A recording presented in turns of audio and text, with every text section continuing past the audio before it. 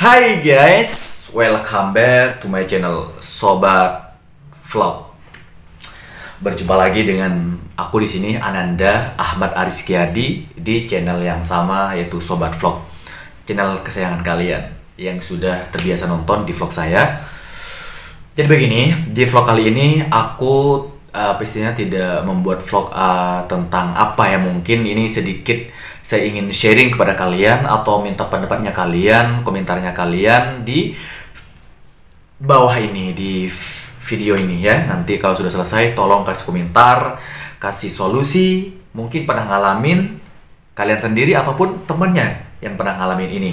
Oke, sebelum aku lanjut videonya, aku tidak akan bosan-bosan ngingetin kalian bagi yang baru mampir ke channel ini, yang belum subscribe, tolong di subscribe ya guys, oke? Dan jangan lupa di like videonya dan juga di share ke sosial media kalian, Facebook, WA, Telegram ataupun Instagram, semua terserah kalian. Seperti itu. Dan jangan lupa nyalain tombol loncengnya biar kalian tidak ketinggalan video terbaru dari Sobat Vlog. Langsung saja. Jadi ini saya minta pendapatnya kalian, komentari kalian bagaimana dan seperti apa. Mungkin pernah ngalamin atau mungkin pernah dengar temannya punya nasib seperti ini. Jadi ketika aku tadi kerja, ada sahabat aku datang bercerita seperti itu. Mungkin kadang-kadang seseorang itu punya masalah, tetapi dia itu merasa jadi beban. Mungkin ketika diceritakan kepada seseorang, dia akan merasa lebih leluasa, mungkin agak lebih ringan dengan beban ataupun kejadian yang pernah menimpanya seperti itu. Dia bilang sama aku seperti ini. Jadi saya kasih tahu dari awal bahwasanya video ini aku kasih judul ya, lamaran yang tertolak. Maksudnya lamaran yang tertolak seperti apa? Ya melamar seseorang yang bukan tertolak ya, yang tergantung ya. Lamaran yang digantung. Maksudnya ini diterima apa enggak gitu. Ini, ayo, seperti apa kira-kira kisahnya ataupun ceritanya. Ini nggak ngarang ya guys. Jadi orang cerita sama aku tadi gitu. Terus dia juga boleh katanya ditayangkan di YouTube. Barangkali teman-teman ada yang punya solusi ataupun pendapat ataupun komentar bagaimana nanti solusinya dan bagaimana cara menanggapi untuk sesuatu yang digantung ini atau tidak ada kepastian seperti itu. Teman aku ini cowok ya, cowok. Jadi dia tuh suka kepada seorang wanita, yang menurut dia tuh sudah masuk kriterianya mungkin gitu ya guys. Suka kepada wanita itu, sudah melakukan pendekatan ya, karena di daerah itu mungkin juga bukan dunia bebas ya guys. Jadi kalau ada apa-apa itu tidak langsung mungkin melakukan ketemuan atau mungkin bisa dibilang boncengan keluar, berpacaran seperti itu, enggak. Ini ketat banget di daerahnya gitu guys. Singkat cerita, dia suka kepada wanita itu setelah pertama kali dia melihatnya atau memandangnya mungkin dari jarak jauh atau pernah melihat dia keluar dengan siapa seperti itu. Intinya dia tuh jatuh cinta pada pandangan pertama ya guys. Pada pandangan pertama dia langsung jatuh cinta. Dan pada akhirnya temen aku ini kepo guys. Jadi dia tuh mulai cari tahu ini tinggal di mana dan namanya siapa dan sifat-sifatnya seperti apa. Jadi dia mulai mendekati orang-orang yang dekat dengan wanita ini. Nah, setelah itu langsung dikasih jadi tahu, dan ini ternyata ini sudah banyak orang yang sudah memberikan masukan, sudah ada seperti itu bahwasanya ini wanitanya insya Allah solehah, terus kuat agamanya. Karena apa? Karena wanita ini guys adalah seorang santri ya guys, santri yang mondok di suatu pesantren seperti itu. Jadi insya Allah kalau tentang agama insya Allah paham ya guys. Masalah cara mencari jodoh ataupun menerima laki-laki yang seperti apa, Jadi dia udah tahu insya Allah kalau agamanya sudah mengerti tentang agama. Harus yang taat kepada agama, rajin sholat, dan intinya juga ya seperti itulah penilaian di dalam mencari pasangan hidup. Mungkin dia sudah tahu seperti itu.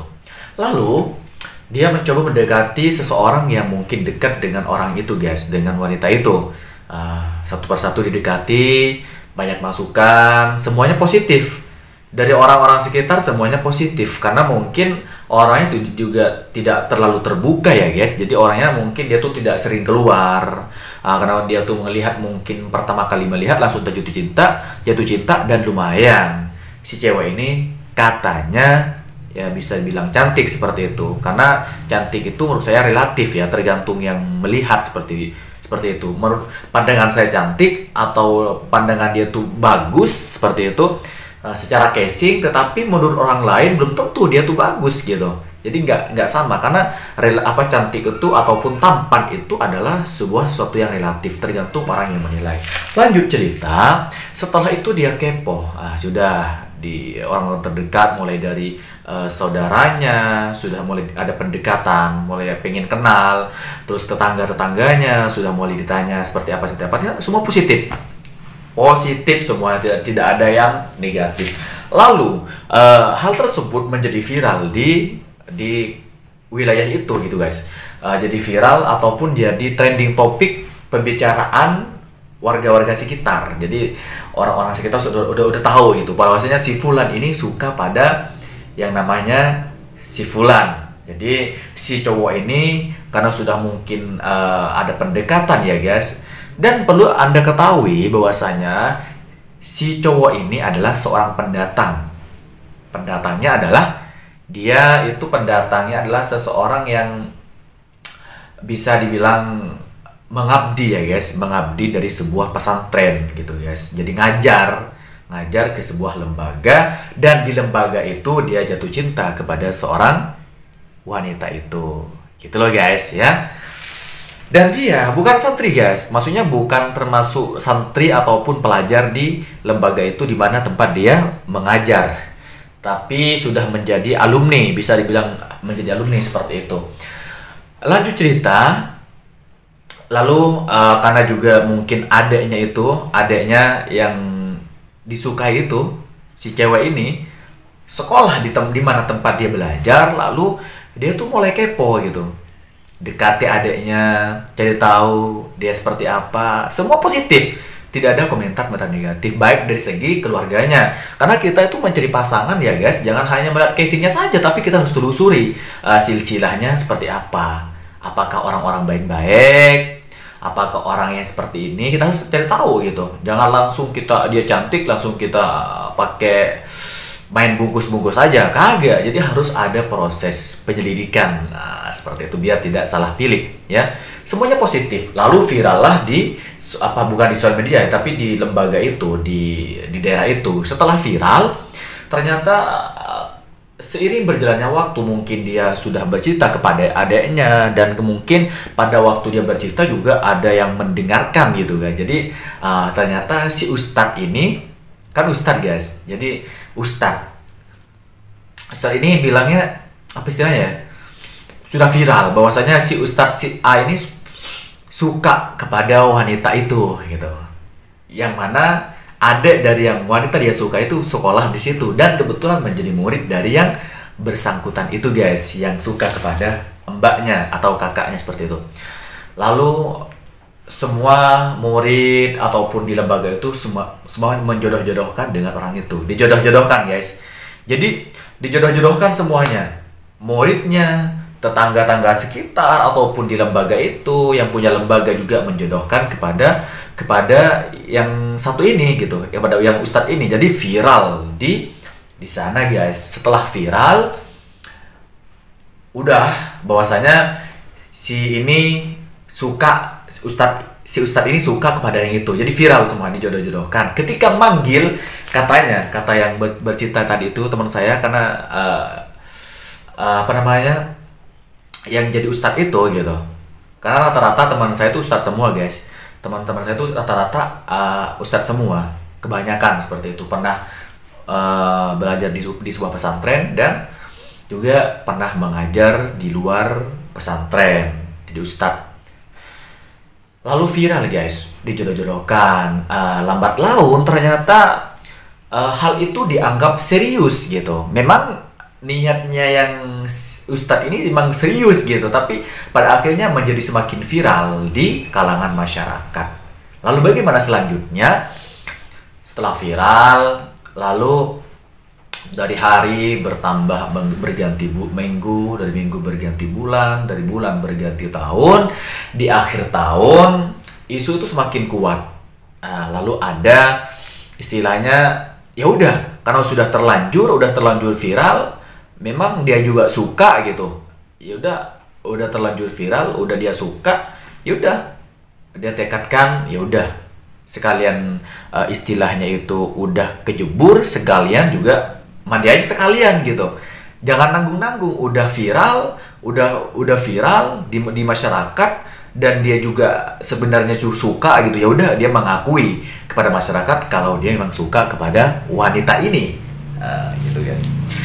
Lanjut cerita bahwasanya setelah itu di ujung akhir tahun, karena di madrasah itu biasanya ada akhir tahun ya guys. Jadi ada istilahnya seorang guru tugas, seorang ustadz itu yang tugas di pesantren itu ada istilahnya nanti akan balik lagi kepada pesantren dan akan mengajar lagi gitu. Maksudnya udah nggak ngajar di situ lagi gitu, diambil alih oleh pesantren, kembali lagi kepada tempat awalnya dia dikelola secara pemikirannya untuk belajar kitab-kitab dan kembali ke sana lagi seperti itu. Lalu setelah viral, dia pulang ke rumahnya, tugas selesai, pulang ke rumahnya. Perlu diketahui bahwasanya sebelum dia pulang itu memang sudah tahu semua ya guys ya. Sebelum dia pulang ke rumahnya, tugas selesai dari madrasah itu, dia memang sebenarnya sudah orang tuanya sudah tahu gitu. Orang tuanya sudah tahu kalau si ustadz ini suka kepada cucunya, suka kepada anaknya, mungkin dari pihak keluarga yang sebagai bapak ataupun sebagai ibu dari wanita itu. Karena karena informasi dari awal sudah positif semua, ya otomatis dia tekad dengan niatnya itu guys. Lalu dia tuh ketika di rumahnya sudah di rumahnya, ditelepon guys dari pihak lembaga itu, dari pihak di mana dia dulu mengajar. Ditelepon, bagaimana Ustadz? Seperti itu. Bagaimana kelanjutannya? Di sini menanyakan terus gitu guys. Di sini menanyakan terus, katanya Ustadz mau melamar. Ini kan berarti kan udah memberikan sinyal dari sana, ya. Paham ya? Jadi dari pihak perempuan itu sudah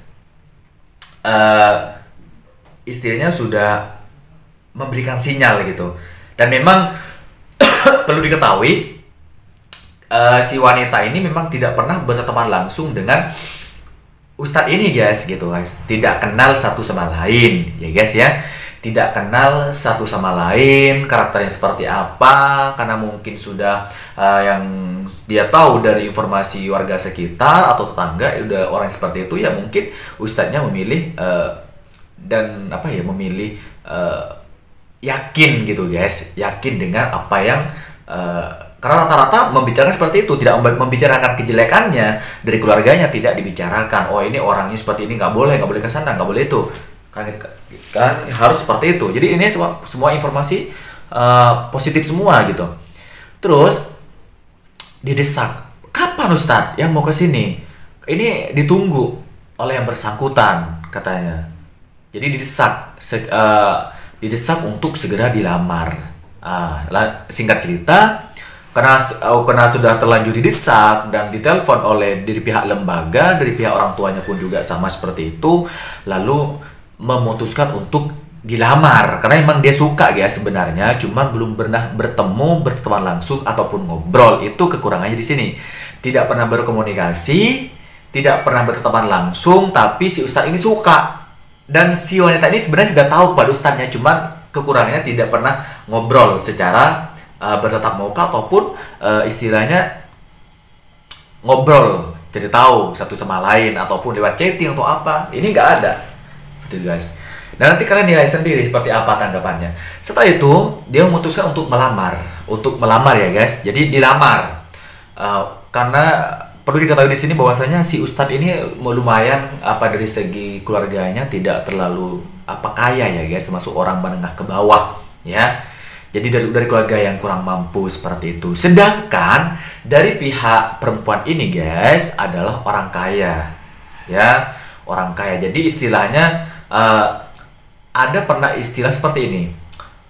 Jadi dulu itu saya pernah dengar kalau bersuamikan ustadz, kalau suaminya ustadz, nanti istrinya mau dikasih makan apa? Kan dia kerjanya cuman ngajar gitu. Jadi diremehkan guys. Diremehkan kalau ada seseorang yang ada di masyarakat yang berkembang pemikiran seperti itu, ada gitu, tak percaya kepada Tuhannya, tidak percaya kepada Allah seperti itu.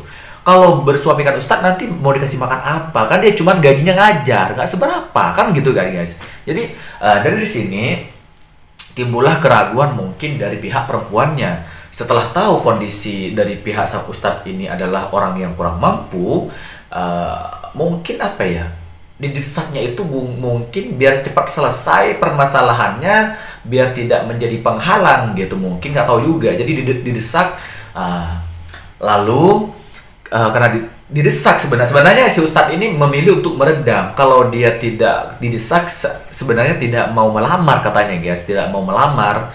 Jadi di sini melamar ya diterima iya, tidak diterima iya gitu. Tapi di sini nanti akan ada hal yang menjanggal di sini. Lanjut, karena didesak lalu dia memutuskan, dari pihak perempuan itu mengatakan kalau di sini lamarannya itu adalah sistemnya harus ada pengikat. Memang semua ya guys ya harus ada pengikat ya guys, harus menggunakan entah itu cincin atau apa. Jadi di situ adatnya menggunakan cincin. Seperti itu, dilamar dengan langsung menggunakan cincin. Dan kebetulan dari pihak keluarga ini kan kurang mampu. Yang dari ustadz ini guys, hanya mengajar, mengabdi kepada pesantren, yang diremehkan oleh masyarakat tentang ustadz seperti ini gitu. Memang benar, kenyataannya memang iya gitu. Terus kalau memang lanjut dulu ya. Jadi setelah itu dia kena didesak untuk melamar, lalu dia melamar guys. Melamar, nyewa mobil, dan juga dia juga istilahnya itu buat beli cincin aja minjem gitu guys. Buat beli cincinnya minjem guys. Entah ini memang terbaik dari Allah, nanti kejadian di akhir apa memang dianya yang kurang yang mata duitan, mungkin seperti itu ya guys ya. Jadi setelah itu berangkat, mobil nyewa, cincinnya hasil ngutang juga karena mungkin takut menanggung malu kalau nggak bawa cincin. Kalau untuk melamar, nyampe lah di lokasi dan disambut oleh keluarga si wanita itu. Setelah disambut, ngobrol langsung, katanya langsung ada yang menjadi ketua di situ, intinya sebagai sesepuh yang menyampaikan niat baik dari pihak laki-lakinya dari saat tersebut gitu guys.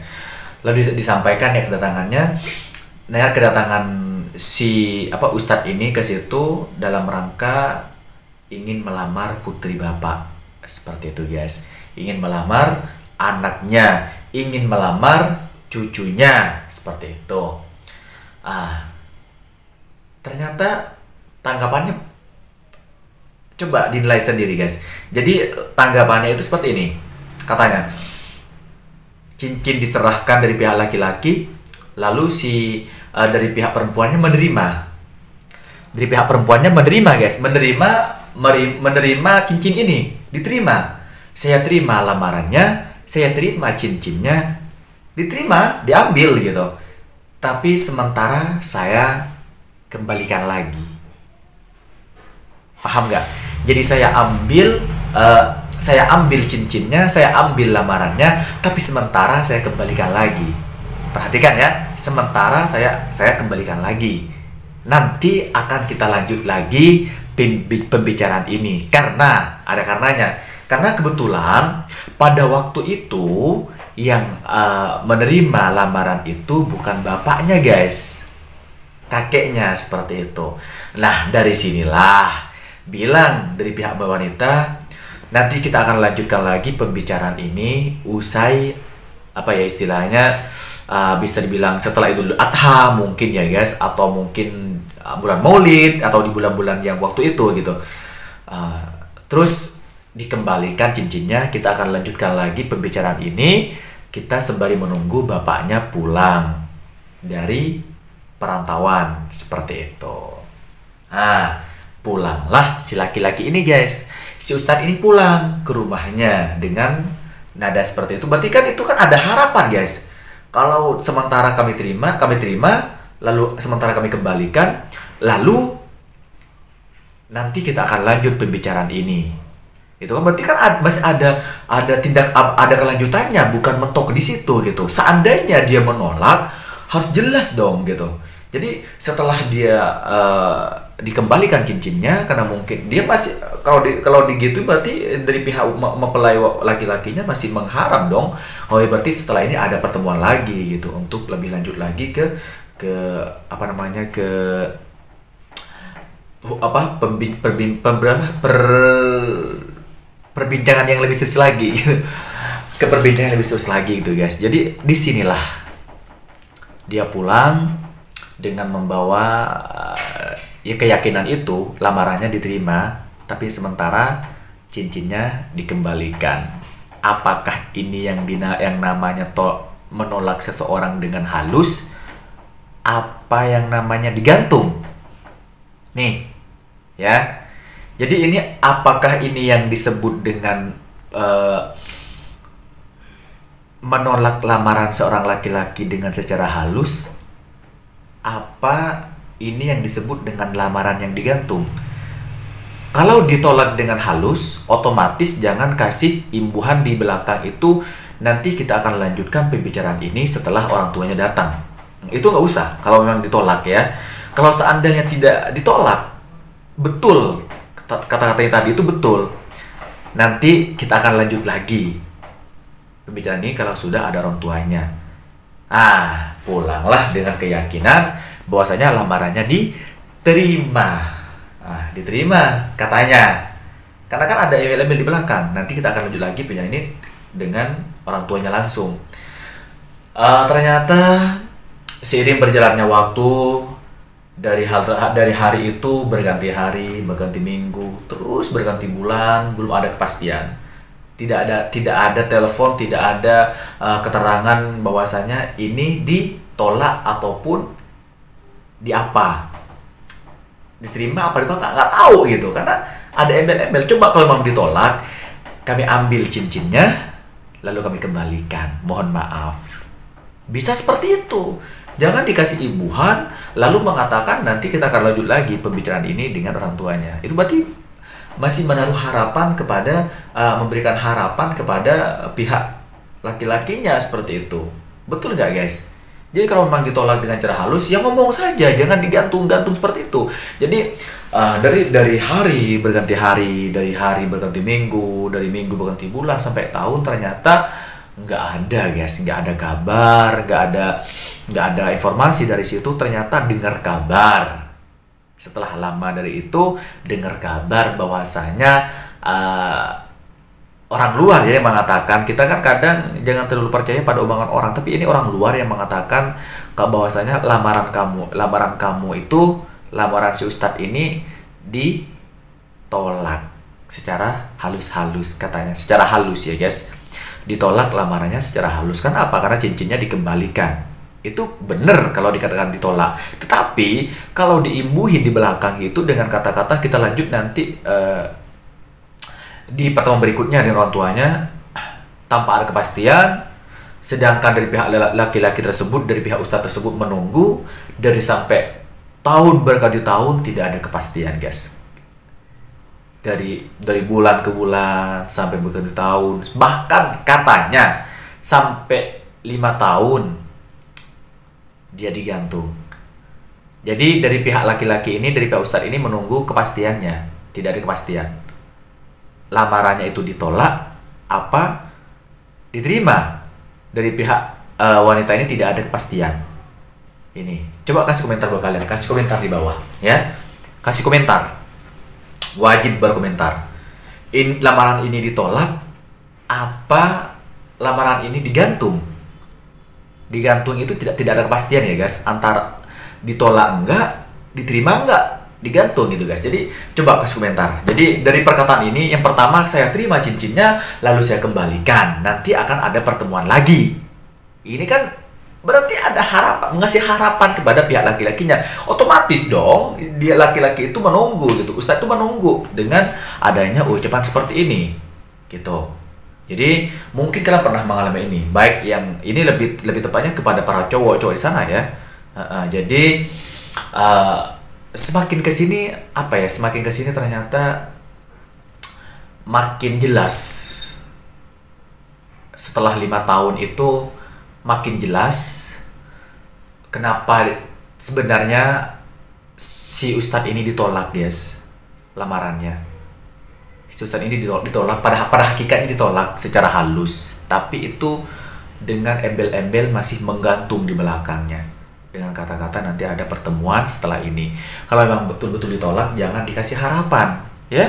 Seperti itu buat beberapa bapak-bapak ataupun ibu-ibu di rumah yang ketika anaknya dilamar, jangan seperti itu. Kalau ditolak ya bilang aja ditolak gitu, tetapi dengan cara halus. Atau mungkin anak saya masih mau sekolah atau mau kuliah atau apa, atau mungkin karena tidak suka dengan laki-lakinya, ya terus terang saja gitu dengan alasan yang sekiranya tidak menyinggung gitu guys.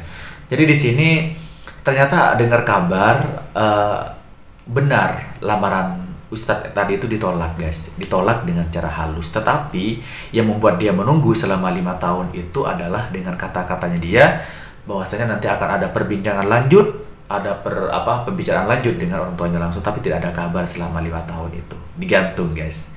Dia ketahuan ditolak setelah 5 tahun. Gitu. Ya? Paham ya? Menurut saya tuh ini ditolak gitu, karena yang mendengar, yang mengatakan ditolak itu hanya orang lain, bukan dari pihak tuan rumah gitu, dari pihak lain, dari tetangga sekitar yang mengatakan itu gitu guys. Bisa jadi kan dia menjadi provokator maksud saya, manas-manasin suasana seperti itu. Jadi menurut kalian ini ditolak apa digantung guys? Ini lamaran ini ditolak sampai sekarang belum ada kepastian, digantung apa memang ditolak.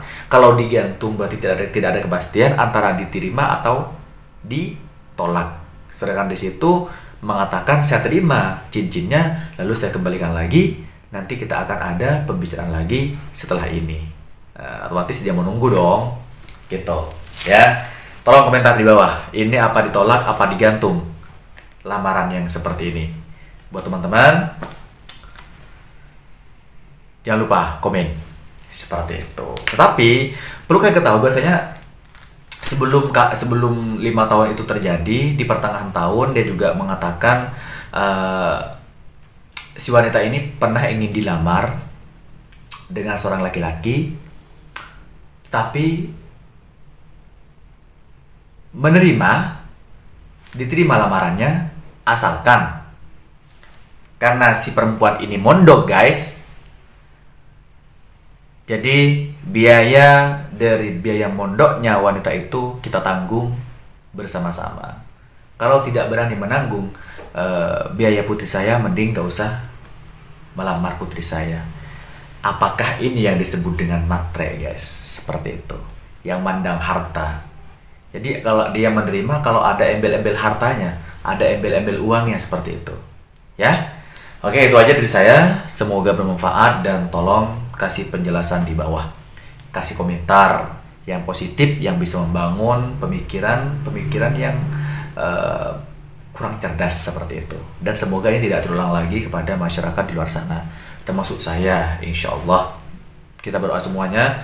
Yang belum mendapatkan jodoh, semoga mendapatkan jodoh yang soleh. Bagi yang perempuan, semoga jodohnya orang soleh, orang yang bisa menyayangi kalian, yang taat agama. Maksudnya itu ya melakukan kewajiban agamanya, orang-orang benar gitu guys, insya Allah ya. Semuanya bagi yang wanita ataupun yang pria, doanya sama seperti itu. Semoga yang terbaik buat kalian semua. Dari saya Ananda Ahmad Ariskadi, Sampai jumpa di vlog berikutnya. Jangan lupa di subscribe. Dadah.